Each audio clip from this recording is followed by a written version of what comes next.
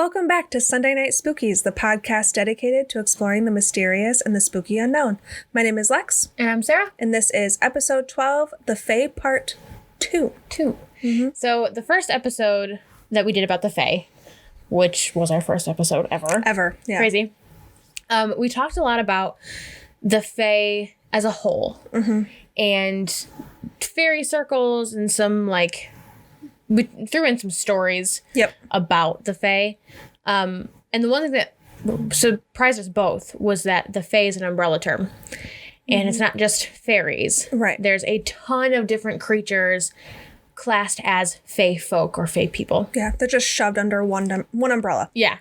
So this episode, we thought we would kind of dive into the types of Fae. And there's many. Right. There was list upon list upon list of... We could have a Fae Part 3, Part 4. Yeah. So another thing, we talked about this in a recent episode, was changelings. And that's a huge part of the Fae world. Yep. And that in and of itself is a huge topic. So I have 5 of the more common, quote unquote, types of Fae. And then you have all the information about changelings. Yes. And we wanted to break it up that way because changelings surprisingly are very worldwide. It's kind of the same.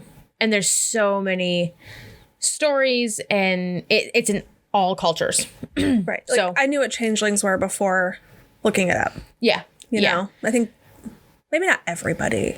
But most people. Maybe, I think if you're maybe into podcasts like this, you probably have heard of video games. They're in video games a lot. Right. Yep. So we're just going to dive right in. And the first Fae type of Fae creature is called an Ashrae. And this is the only one on my list that I've never heard of. I haven't heard of it either. And I wanted to include it because on all of the lists I've researched, this had more info about it. So I'm like, okay, this one's maybe a little bit more common than some of the other ones that I've really never heard of. So an Ashrae is a water fairy that comes from Scotland.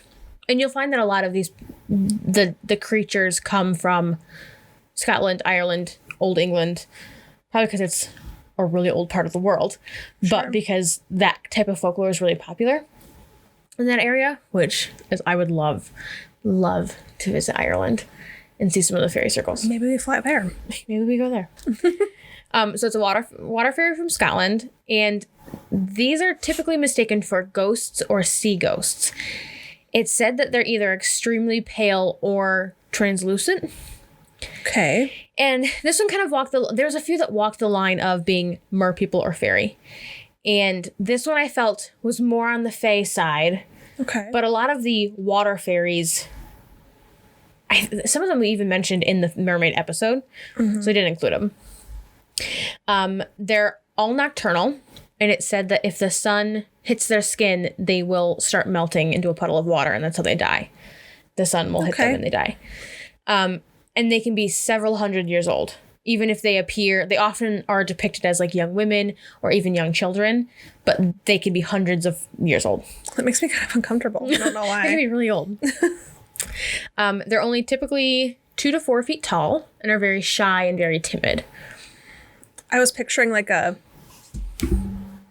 couple palm size creature. Yeah, no, they're larger. Okay. Like a toddler. Yeah. Okay. Like a toddler. Some legends will claim that if an Ashrae touches your skin, that part of your skin will remain cold forever and will never be able to be warmed again. And it wouldn't damage you. It wouldn't be frozen, but it would just be cold to the touch. That part where they touched you. That's not a good... It's a little creepy, I think. That's one of those minor inconveniences that ruins your life. I feel like. Okay, so the next type of fairy is one that I've heard of before, and I loved this one. And I'll insert pictures of, on the screen as I'm talking about them, of all of these things, because this one is, I think, my favorite. It's called the Bally Bog. I don't think I've heard of it. I've only heard of it because I've seen it in a movie, I think. Okay.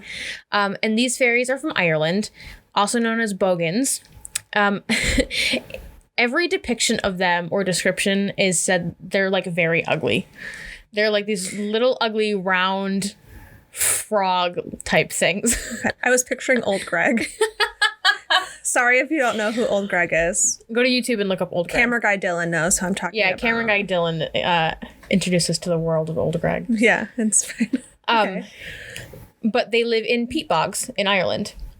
And they're always like covered in mud. They're like these dirty little frog people. I just love that. And some of the drawings on Google, when I just Googled them, are so funny. I can't wait to show everybody what they look like. And they're known as the guardians of the Peabog. And you'll notice that a lot of these fae creatures are guardians of something, of nature-related something. Some people believe that the Peabogs in Ireland are said to have magical properties. Okay. And so these little Bally Bogs protect the magic of the bog. Okay. It's kind of Makes sense. Yeah, they're kind of like their little goal. There wasn't that much about them, which kind of saddened me because I wanted to learn more about these little frog things. Right. But I just thought that it was a cool one to include, especially because I've heard of that one before. The next one is really well known, is the Banshee, which... I knew that. Yeah, I thought a Banshee was a thing of its own until we did the first episode on the Fae, because we talked about it in that episode. Like when you mentioned the Banshee, I think of Harry Potter and the one with Gilderoy Lockhart, because he says something about a Banshee. But I think if you've ever played the Left 4 Dead series, I think of the witch in the Left 4 Dead series. Yeah, no. Oh, nostalgia. Now I need to play that game again. Had it for my Xbox. But yeah, I thought the Banshee was its own cryptid spirit. Yeah, I agree. Kind of like how Bigfoot is its own cryptid. Yeah, okay. Me too.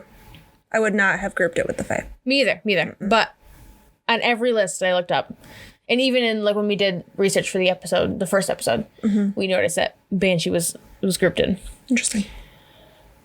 Banshees are typically portrayed as women, and they are said to warn of death. So typically you'll find them like skinny old hag, shrouded in tattered cloth, long hair, gray skin. In Ireland, the legend is that she's seen washing the burial shrouds in preparation for the death of somebody.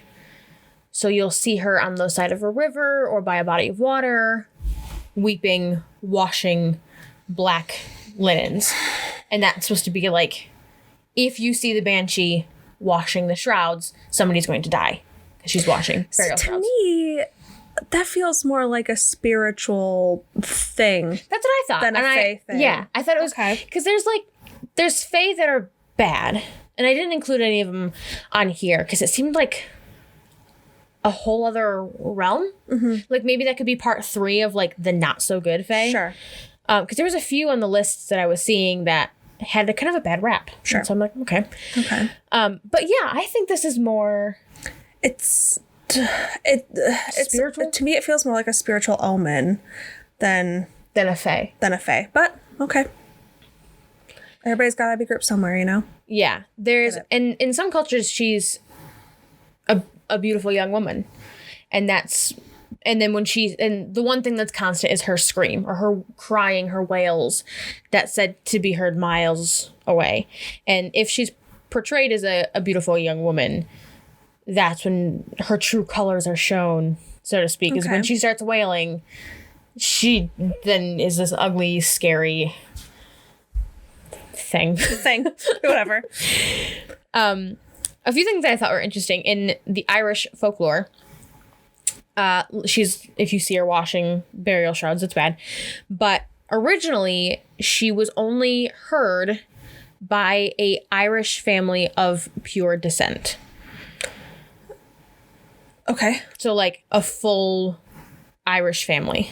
So she could only be heard by... She could only be heard by pure blood Irishmen or Irish family. And that was foretelling a death of one of the family members. If somebody heard the Banshee's cry, it was said that somebody in that family was going to be murdered or killed. Or that kind of dates the Banshee then, because there's not a whole lot of pure blood anything anymore. So. Anything anymore. Some people say that once the family member dies, the Banshee would then feed on her brain or their brain. I only read that a few times, and it was on kind of like obscure websites. So grain of salt, as with everything we talk about. But you know, I feel like the people that are on those like really obscure, barely any coding websites are the people who have all the answers, though. Yeah, I feel like they're written by people of wisdom sometimes. Yeah, they know. A fun fact that I found on a few websites, I thought that you would think this was interesting, is that a banshee will cause high EMF spikes like normal ghosts do, and that the high EMF will linger even after she's left the area. Interesting. Which kind of points back that she's more of a spiritual being, ghost-like being. Yeah. I'm sure other things cause EMF spikes, but this is the only creature that I read up on that specifically came with a more paranormal aspect. I can't think of another creature that would that has that. Yeah. Not that I know of anyway. Okay. I thought it was interesting. I do find that interesting. The next one on the list is a brownie, which I read a little bit about this on the first episode. Yeah. I don't think we ever talked about it in the first episode. I think you and I talked about it, not in the episode. Mm-hmm. This is a house fairy that originated in Scotland. And they're said to pick nice and caring households to inhabit. And they aid the family in their chores while everyone is sleeping. So some of the Get my hands on one of those. some of the older depictions of a brownie is helping, the housewife tend to the farm animals or milk the cows or in the dairy or, sweep the floors. Like they're originally said to help the housewife. Okay. But nowadays they're known to just help the family with their chores. Sure. Not just the wife of the house, if there is one. Some people claim that they can shapeshift into farm animals or like a house cat to keep their existence hidden. They don't want to be seen. They don't want you to know that they're there. They're kind of like most fae. They're very, very timid. It said that they appreciate small offerings such as milk, cream, or little pastries. So if you notice... That's very fae-like. I like that, yeah. If you notice them, some of the websites I was reading said that if you notice it or know that it's happening, don't pay it much attention, but you can leave like a little dish of cream for it. And I thought that was kind of cute. And they're kind of mischievous in the fact that if a family member is not doing their part, they're being kind of lazy, they're known to play tricks on that specific family member to try to get them to help out. Okay. So I thought that was cool. This reminds me, I didn't tell you this. Okay. It's kind of like fae related in general, but that just reminded me of it. That the other day, I was looking for like the earrings that I just wear like every single day, just like regular, not diamond, cubic zirconia at best, like posts. And I was looking for them and I couldn't find them anywhere. You always put them in the same spot. The same spot every day. I know where they're at. I take them off, I put them on the shelf, and it's either on the shelf or it's like on a little container on the shelf, but I put them in the same spot every single day. Yes. Couldn't find them.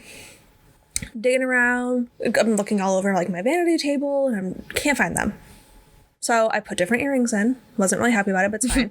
And left for the day, came back, and they were exactly where they were supposed to be. That's happened to you before. Tiffany even looked on the shelf, and she was like, they're not here. So it wasn't like I just looked over the earrings. That's happened before a few months ago with, was it nail polish remover? Nail polish remover. We could not. I looked, Tiffany looked, you looked, everybody in that apartment looked. Because it's like, there's like a shelf, a specific like bathroom shelf. A bunch of shelves, yeah.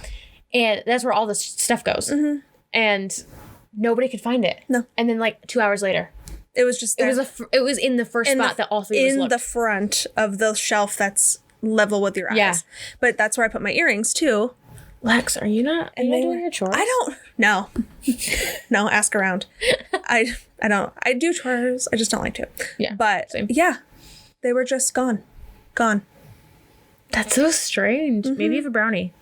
Maybe. Put out a little pastry. It's probably mad at me because I don't. Having dogs around makes the apartment dirty, but that's a whole other story. Yeah. It's probably mad at me. It's fine. So brownies are pretty much solitary creatures. It's very rare for more than one to inhabit a house.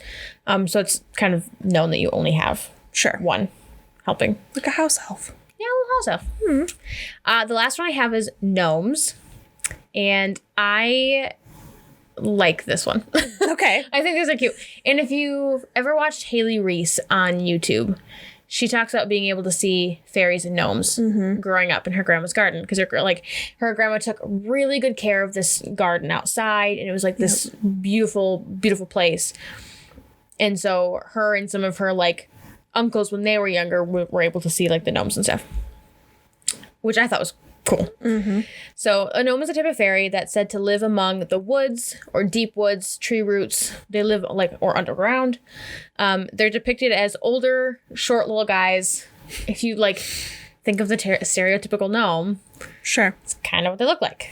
so to speak. I don't know. Never seen one. Right. And gnomes are said to possess some elemental magic as well. So you might think, yeah, fairies, magic, but not all types of fae have magic, so to speak. They might be like mythical creatures or paranormal creatures, however you want to say it or look at it, but not all of them have magic, so to speak. Okay.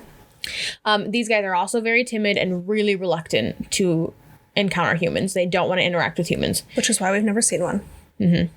And, fun fact, not all of them can speak. And I thought that was really interesting, because it says, some of the websites said that the gnomes who can speak, have the ability to speak, only speak in riddles and jokes. Makes sense. But most of them can't. And I thought that was really interesting. I wonder if it's like they can't in the way that they're like mute, or they can't in the way that they don't speak to humans, our language or our languages. Yeah. And I don't know. It just said that they can't speak. I'm assuming it's can't communicate with humans. Sure. And the ones that can communicate with humans do it in riddles and jokes, because they don't really want to be known by us. Right. Makes sense. Another kind of fun fact that I found is that most gnomes are associated with the mines. So if you think Snow White, that had to have come from somewhere. And in Ireland and Scotland specifically, the gnomes in the mines are very common. And there's actually, here in the US, there was...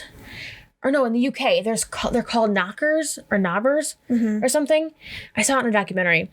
But in World War II and a little bit beyond, the people who were working in the mine, when you ate your lunch, you threw a piece of bread or something down to the knockers. And they were little gnomes, so to speak, that helped you mine. Okay. And I thought that was really cool, because when I was doing my research on gnomes, that was a big part of it. The mines was a big part of it. And when I watched that documentary, I didn't really think anything of it. But I'm like, it must be connected to gnomes. Sure. And it said that if a gnome gives you advice on how to mine, or advice in a mine or something, it's going to make you rich. So if there's a gnome that can speak, yeah. And it was. I thought that was kind of cool. Yeah. It's like, let me go find me a gnome in a mine. For real. So those are the top 5 more common, quote unquote, fae folk. Okay. That is not a changeling. Sure. And I think changelings are a whole other ballgame. They sure are. And this is kind of the more not so good. There's a little bit of a dark history there. Yeah. Because I think most of the fae folk are like, oh, gnomes and brownies, and it's cute and cheery and whatnot. But like I said earlier, there's plenty of types of fae folk that are not good. Right. And I think the changelings are the ones that I most interesting to me. Sure. So I'm excited to hear more about them. Yeah. So historically, changelings were called oafs or offs. I tried to look up what those individual words meant. They don't mean anything. It's just like a changeling equivalent. That's really funny, because sometimes you think oh, you a big oaf. That's like right. That's what I was trying to figure dummy. out. That's what I was trying to figure out, because I was like, well, oaf and off or whatever are very different from changeling. But yeah, when I typed those in to Google, all that came back was stuff about changelings. Weird. So weird. Yeah. Changelings are human-like creatures, found in folklore and folk religion throughout Europe mostly, from the Middle Ages until the mid-19th century. So that's a pretty big chunk of time. During that time, stories of changelings were very common. Very common, which interesting. Changelings were believed to be a fairy that had been left in place of a human stolen by the fairies. Yeah. Most often associated with children, could still be associated with adults, but children were a lot more likely. The fairies would steal a child, replace it with a fairy offspring that was usually deformed. Oh. Yeah. Is that kind of why they were so common? Because if you, like, put your kid to sleep one night and then you wake up and it's got, like, missing chunk out of its face. Right. Very, very weird. Or can't walk or something, you know? Right. So they took the human children and they would either give them to the devil or they would take them, have the human child be raised by fairies, and It's a big size difference. yeah, and immediately put them to work. Oh. So they were just like So free child labor. Child labor, yeah. Fairies are said to prey on unbaptized children Okay. because they're taking them to the devil. They want them. Okay, that They makes need sense. them to be unbaptized if they're giving them to the devil. That makes sense. Okay. Heaven forbid, do not bring a baptized baby to the devil. Well, I feel like you couldn't do much, right? Hypothetically, religion. So any changeling that was left behind in place of the human child would likely become sick and die. But if they do live until adulthood, they are always thought to be strange by the locals. Just weird. Something's just not right. Lex, I think I'm a changeling. Facts. I'm a little off. So they're described, normally they're children. So they're described as looking like ugly little old men. And the website that I read this on, and it's not wrong, but the website that I read this on said that obviously that would make things difficult to distinguish from the average baby. Which is, to me, it's funny because newborns look like squished old men. Every single one of them. I'm sorry if you're a parent. They do. Newborns are never cute. They just, I mean. They get cute. They do. It's But over. newborn babies, they're not cute. No. They just been through a traumatic experience. A couple weeks later, they'll be cute. But until they unsquish, they're going to look like old men. You know what I just thought of? They're vacuum packed. They are. They're just like, The with their little little vacuum- faces are just like squished. So and then, you know when you like order like a stuffed animal from online and it's vacuum Yeah. sealed? and then it just It's got has to to expand. expand. Oh my gosh. I thought that was funny because it's not wrong. But when you think about it, if you had like a little like fairy or like a changeling who looks like a little squished old man, it's going to look just like a newborn. It's fine. When I have my kids, their newborn photos are going to be like next to a vacuum and like those like Over time, you're space just storage like- bags. Just unwrapped that. my new baby. For real. Changelings they're kind of hard to distinguish, but they have abnormally sized body parts or facial features. So they could have like that. It took me to a foot. Yeah, it took me to a weird place when I read that. But like they could have like an extra toe or I don't even know. Webbed toes. Like just weird deformities or yeah. Now I'm like, do I have any weird? I don't think so. But any defect on a changeling or a newborn or whatever was a sign that your true baby was stolen from you. Any defect. Yeah. I feel like, did we burn these things? Like we burned women for thinking they were witch. Okay, so Yeah. the look you just gave me, Yeah. we're getting there, I guess. We'll get there. In other cases, the changeling could resemble a human child almost exactly, with only something very slight being off. Like an extra freckle. Well, it could be, right. It could be something you wouldn't even be able to put your finger on. And he said, the guy that wrote the article said that they could have eyes that contain the wisdom of millennia, or even that they were a very quiet newborn. Just something very small, and you wouldn't even really be able to tell the difference. This part was weird, and I don't understand. The changeling is also said, changeling is always what it is. Yeah. But there's like different ways that it is what it is. And this says It's also said to be a pile of sticks that are magically made to appear as the mirror image of the stolen child. A pile of sticks? Yeah. And I was like, what? Because that would have to be some perfectly placed sticks to look like a newborn. Well, and what happens if you go to pick it up? Do you just, right. Is it like a mirage? You just pick up a pile of sticks? Right. So the only other thing I could find about the pile of sticks was that once that changeling, the pile of sticks, becomes sick and dies, the parents... You got firewood. They bury the sticks, and they supposedly never know that their true child was gone. But you're burying sticks. Right. I didn't understand. I didn't understand it. I still don't really understand, but apparently... Well, I thought a changeling had to be a being. Right. It's very weird. That was the only thing I read about it on anything. A pile of sticks. A pile of sticks. So far, changeling switched out for a human baby at birth. Fine. The return of the original child, because obviously once you realize you have a changeling... Yeah, how do you get your kid back? You want... If he's not already at the devil's house. Right, right. So the return of the original child would be affected by making the changeling laugh or by torturing it. Two different things. I think that's like... It's a big spectrum. Two opposites.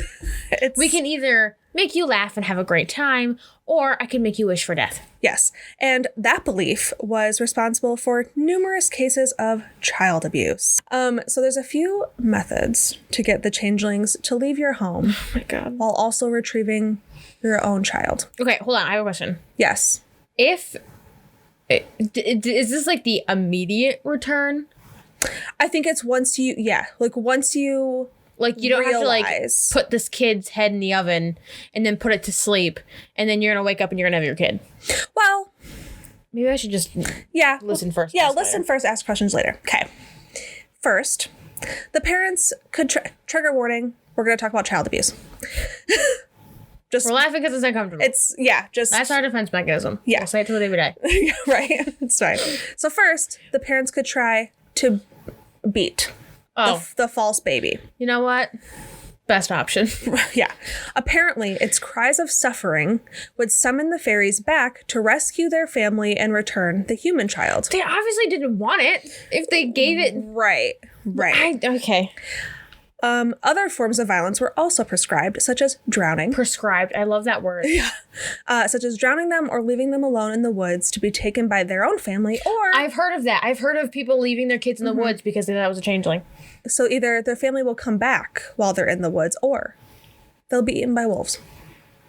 It's... Win-win situation, Yeah, honestly. it's fine. Parents who decided not to beat their child might try to spook the fairy away. Threatening... Booga booga. Right? Like, just, like, scare it away. I don't know how that works. But Gotcha. Threatening to scald it with a hot poker or boil it in a soup pot were two classic examples of good ways to coax the changeling to leave. Save this pot of boiling water, kid. You're gonna go in it. Yeah. Well, this would mentally scar their own children. Well, yeah. For life if they were wrong, because if it's your real child and you're telling them this, it's a little traumatic, I would think. What did you have for dinner last night? Nothing. My mom said that she was gonna put me in the soup, but... Right. Don't mind that little thing. They would also use objects or symbols hated by fairies, like iron or crosses, as a way to kick them out of the house. Crosses hated by fairies? I don't know. Like, what does that mean to them? It's a great question. Like, I know that, like, this says that, they would give well, maybe it was because they thought that they were giving their human babies to the devil. Yeah. I don't necessarily know that those two things exist in the same world. I don't think so either. But, or maybe that's what they thought. They just were like, here's a well, okay. Well, back then, everything was solved by crosses. Maybe they, like humans, showed fairies the cross, maybe because they thought that fairies didn't like the cross because they thought they were demonic or whatever. So maybe they were like trying that, but maybe fairies don't necessarily not like crosses, but maybe humans just assume because they believe that they're like demonic or something. Yeah, that makes sense. Maybe. the least aggressive of the methods to get the changeling out of the house was to make it reveal its name or age. This is kind of funny. Usually this involved shocking it by doing something confusing or unexpected. I've heard of this before. It's weird. A mother might crack eggs and throw the insides away while putting the shells into the soup pot. The point was to get the kid to say, well, I, insert fairy name here, haven't seen such a sight in all of my insert absurdly long not baby years number. Okay. Then the changeling would be whisked away and the true child would be returned. I can just imagine this mom, like, throwing eggs in the pan, like, you know, throwing the eggshells, like, and then, like, looking at the kid. And then the kid's like, shocked? Well, shit. Well, I've never seen any of that. I've never seen that in my 3,000 years. He gets up and got up last. But really, and then the real toddler comes like yeah, back in. That's just, I just don't see that working. But you know what? They believed it. They believed it then. You know what I'm going to do? Tomorrow morning when I go to make breakfast, I'm going to throw the eggshells in the omelet and see if Austin does anything. Do it. He's gonna be like, have you lost your damn mind? That's what he's gonna say. What the fuck are you doing? I feel like if you're gonna do it, you have to record it. Because I guarantee. Like, he's just gonna look at me like, do you mean to do that? Because there's things that I do that I don't intend to do. Are you gonna bring him eggs with shells in it? No, or are you gonna just do it in front of him? I'm gonna make him stand in the kitchen and talk to me. And just act like it's perfectly normal. And just act like I'm just gonna have a conversation and with stir him. them. So like today in class I did this, and he's like, he's like, have you lost your damn mind? That's what he's gonna say. I guarantee it. Oh my gosh. Okay, so we've already been pretty horrific. Yeah, thus far. I'd say. There's kind of a deeper horrific history a little bit. So people are, you know, abusing their kids because they think they're changelings. Fine. Not fine. Fine. Not fine. Not fine. Do what you want, I guess. I mean, I get it. You know, hopefully they get it too. I'm not cool with child abuse. Me either, for the record. So imagine having a baby with any kind of deviation from what's expected. So tick mean really anything, like a deformity, or like you expect to have like I expect my kid to have blue eyes. It comes out brown. Just right. Anything at all. And so even today that subject is really sensitive. So like the website used the example of like accepting a child who's special needs. Yeah. That's difficult for some parents. For some people it's not. It's maybe not difficult to deal with, but you know, you come to terms with it. Yeah. Whatever. And during that time when changelings were, I mean, a pretty hot topic, medical knowledge was basically non-existent. Yeah. And so any deformities they didn't know about, and I'm trying to think of like something off the top of my head, but I don't know. Like cleft palate or something? Right, maybe something. Like anything that happened like that, they kind of ruled it as being like the result of a dark dealing. Just like the dark dealing of a parent? Like a bad parent? Maybe just, yeah, that's kind of what I got. Like dark dealings, like whether you like were into like weird demonic stuff or like it was the work of something demonic, something like that. Because they didn't have any other way to explain it. So it has to have a bad root because I don't get it. Yeah, if I don't understand it, it's from the devil and it's bad and I need to kill it. Right. So they would use that excuse as a justification for committing infanticide if it meant getting a healthy child returned back to you, which I don't think that ever happened. No, I don't think it burned a lot of I don't think it did. Before the 1900s, it was not uncommon for families to kill a child who had any disability that the family deemed a detriment to their resources or threatened their survival. So if a child needed any extra care, they were like, hang on a minute, like let's reassess the need for you, basically. So they think the tale of changelings might have alleviated the guilt associated with killing your own child. It either alleviated the guilt or it gave some pretty fucked up people a great excuse. Right. So, like, basically they wanted to be like, hey, we didn't produce an undesirable, I'm using quotes, an undesirable child. A fairy stole our child and replaced it with this cursed one. Okay. See that newborn over there? It's cursed. Right. So when their child inevitably died, it was unfortunate, but it was the fault of the fairies. There's nothing I could do about it. No. And that excuse worked for a long time. That's sickening. I mean, Middle Ages to the 19th century, 1800s. Oh, wow. But it also led to the widespread abuse of children with learning disabilities and deformities. The talk of changelings also applied to adults who are deemed off or not quite right. And this would have explained the behavior of a family member suddenly encountering a mental health issue. So, Lex, you and I are both. We're often everybody changelings. around here. Which, as we know, we didn't talk about mental illness then. It wasn't a thing. You just were like, what's wrong? No, Crazy. You're just crazy. You have a demon in you. That's possession.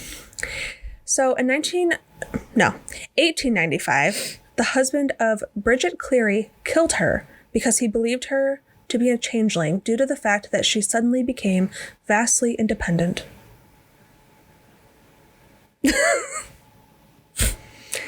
She became independent, and so he said, "You must be a changeling, and I must kill you."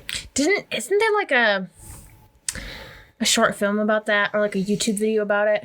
I think I've seen like a reenactment of this. Maybe. So this was in 1895. That's not that long ago in the grand scheme of things. He did go to court. But was like acquitted. No. They said had it been 100 years earlier, he would have gotten away with it. But because it was at the very, very end of like the changeling phenomenon that he didn't get away with it. I don't know how much time he spent in jail. I just know he didn't get away with it. But if it had been 100 years earlier, they would have been like, you were so right to kill your wife. Good on ya. Yeah, you did it. You did it. Saved us from a changeling. Yeah. So in the end, changelings used to explain away undesirable children and adults, used as a justification for killing. And the article said that they were proof of how monsters were created to help people cope with anything that they did not understand. And okay. I was like, that's you know a good what? point. I like that. That's a good point. Do I think changelings are real? Maybe. Probably not is kind of where I lean there. Yeah. But maybe. I believe more in the stuff that you talked about than the stuff than a changeling, I think. Yeah. Or not this version of a changeling, at least. Right. Because it kind of... But I think that sums it up perfectly. That's a way that people created monsters to deal with their own whatever. Yeah. And so I have a little story. Story time. It's kind of long, but not too long. Couple minutes, I swear. It's about changelings. It's called Not Mine. It was written in 1845. Okay, so the height of changelingdom. Yeah. The height, right before the decline, I would say. The decline. Yeah.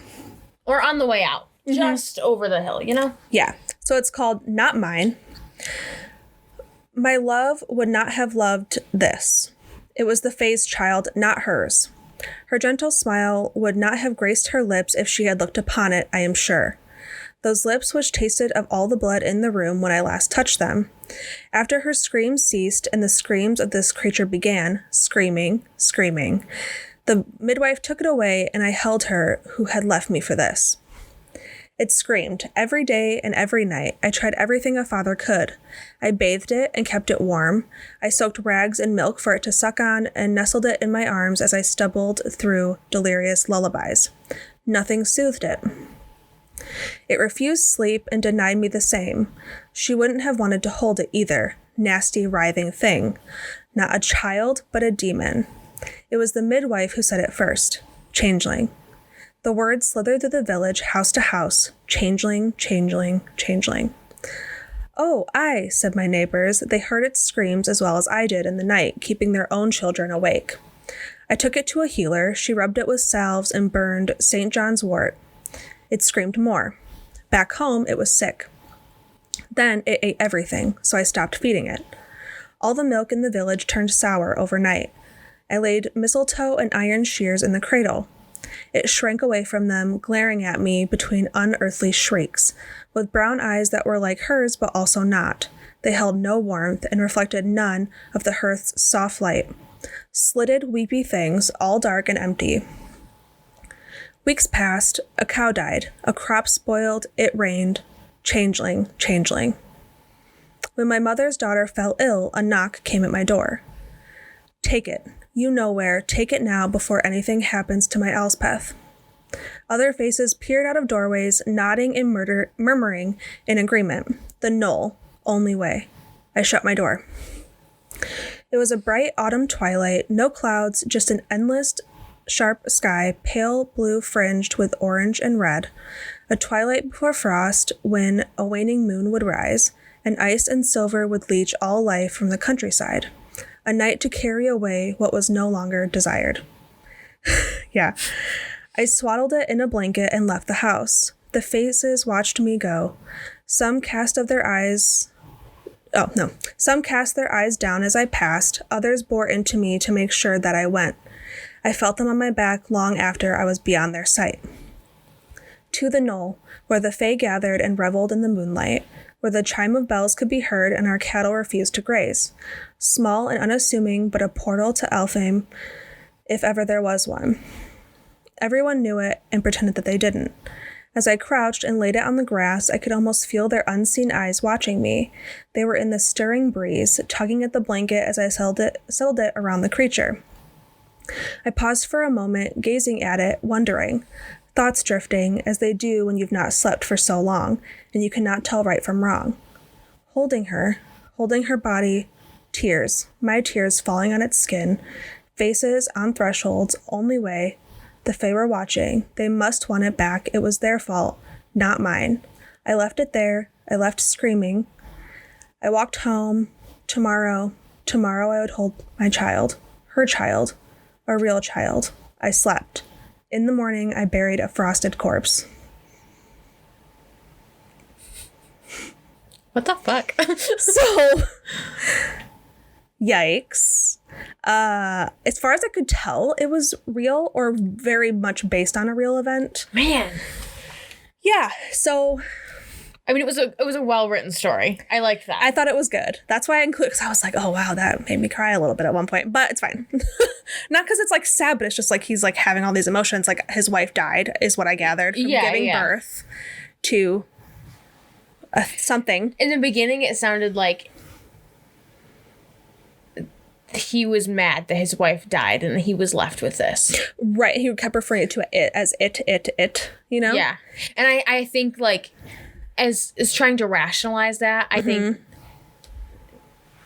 like, the minute you know your wife's gonna die giving birth, it's like, I would rather have you. Right. Like we can have another kid. I don't want you to leave. Right. And I think from that moment on, it was, like, spite. Right. Like, it's like eyes like hers, but also not. And so I don't know if it... I mean, here's what I gathered from the end, is that it was his child. Because if you buried a frosted corpse, the baby was alive, changeling baby, was alive when he left it there. And I think based on what he thought and what the town thought, that it was a changeling, the fairies should have came and brought his back. Or taken theirs, at least. And they didn't. And so he buried the baby the next day. So I don't know what that means. It's his, or if it's, whatever. Or the fairies just left it. I don't know. But I was like, that was so well written. I was like, I liked it. I did too. A lot. I mean, I don't like it that we're burying baby corpses. But it was a good story. Yeah. Yep. Good spooky story. Mm-hmm. Definitely a good one. Yeah. I don't know if I believe in changelings, like I said, in this respect. Maybe there's some kind of changeling. I don't know. To me, it just sounds like an excuse to dispose of things you don't understand or don't like or something. Yeah. Or I even wonder if it was like a family kept having too many girls. Right. And like I didn't get a son. Right. Type thing. Gotta go. We were supposed to have a son this time. You gotta get out. Yeah. I don't know. Strange. Yeah. I didn't realize how late that went. Mm-hmm. Like 1895? 1895, they didn't accept it. So it was like mid-1800s when they were like, but that's not that long ago. In the grand scheme. I mean, 1895, 125 years ago, 126 years ago, that's not really that long ago. Mm-mm. Like, that's, my great-grandmother was alive. Really? Right? No, your great-great-grandma. No, because my grandma was born in 1922. So What? yeah, 1922. I think that puts it into perspective. That like nail in the coffin. So yeah, my great grandma would have been alive. Oh my gosh.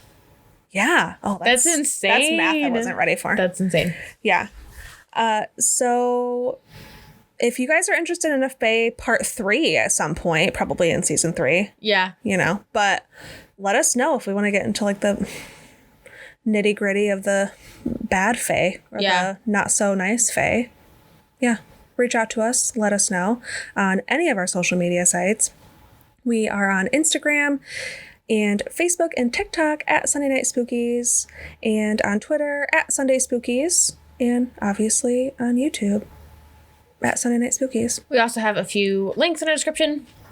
We have a Buzzsprout link. If you want to start your own podcast, you can do that using our link. Buzzsprout is a great website, hosting website for podcasts. It tracks everything. It's all in one spot. It's so easy to use. And if you use our link, you get an Amazon gift card. Yeah. So that's a little perk for you. We actually just found that out. Yeah. So yes, we're throwing that in there now. We knew there was a perk, but we didn't know what it was. It's better late than never. Investigate it. Yeah. We also have a Instacart link if you want to use it. I hate grocery shopping. I hate going out in public, especially in a pandemic. Yep. So if you want to get your groceries delivered in as little as an hour, you can use our link, and you also get free delivery on your first order of $30 or more. Mm-hmm. And then we also have a support the show link. I say it every week. We're two broke college girls getting around to do investigations, getting the equipment, the camera, the lights, all this kind of stuff is a little bit pricey. And if there's a specific location you want to see us visit, you can always throw a tip our way and put a little note with it, and we'll shout you out for it. Mm-hmm. But everything is highly appreciated. It all goes right back into the podcast and locations for the podcast. Don't forget to like and share and comment. Mm-hmm. That also helps us. Rate us on the podcasting apps. That helps tremendously. You guys have no idea. Yep. We hope you enjoyed this episode of Sunday Night Spookies. Join us next week where we go over some cursed locations. New episodes are released every Sunday evening. Thanks so much for listening, and as always, stay spooky.